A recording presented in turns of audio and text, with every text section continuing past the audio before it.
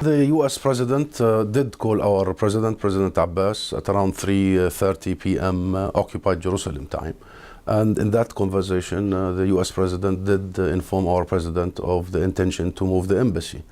And our President has relayed to President Trump our rejection of such a move and the detrimental effects of it, the very grave consequences of such a move on the peace process, on the two-state solution, and on stability and security of the entire region. Have you got any idea when you'll get an update from the White House? We are waiting. We are waiting. I'm here. I remain to be here as the ambassador.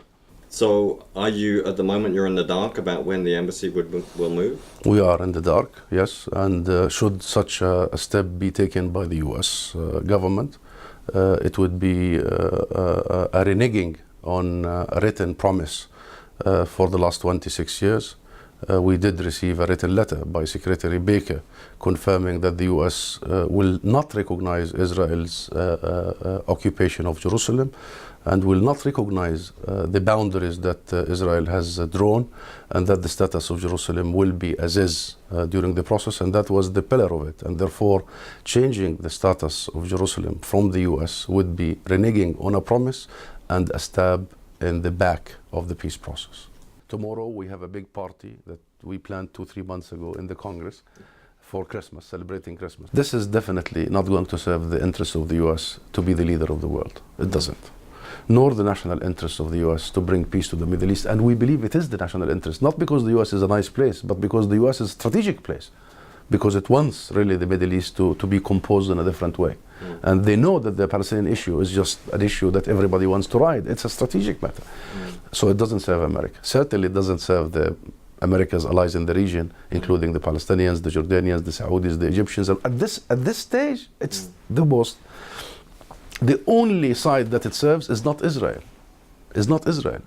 It's a small minority within Israel who are ideological, who are non-solutionist, who are Armageddonist, and who want to drag all of us into the unknown.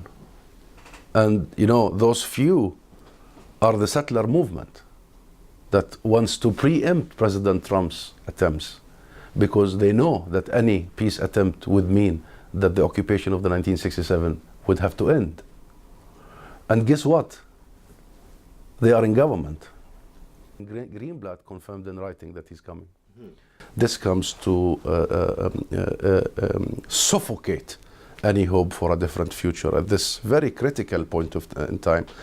We very much hope that this decision will be reversed, that the long-held U.S. policy will be maintained, that the U.S. will continue playing the role of the honest, fair mediator, that the written promises of the United States of America will remain valid, and that we will focus on the real one thing that we need the most. The one thing we need the most is peace, my friend. The one thing that we need the most at this point in time is a comprehensive, lasting, credible, dignified agreement that brings people's aspiration in all sides into being, and that puts that very troubled region on a different course for a different tomorrow. This is what we need. And therefore, this is really came at the very wrong time and the very wrong step when it's a double hit, if you may. A hit because our hopes were high and higher and higher, and the second hit because this is totally against the U.S. firm promise for us.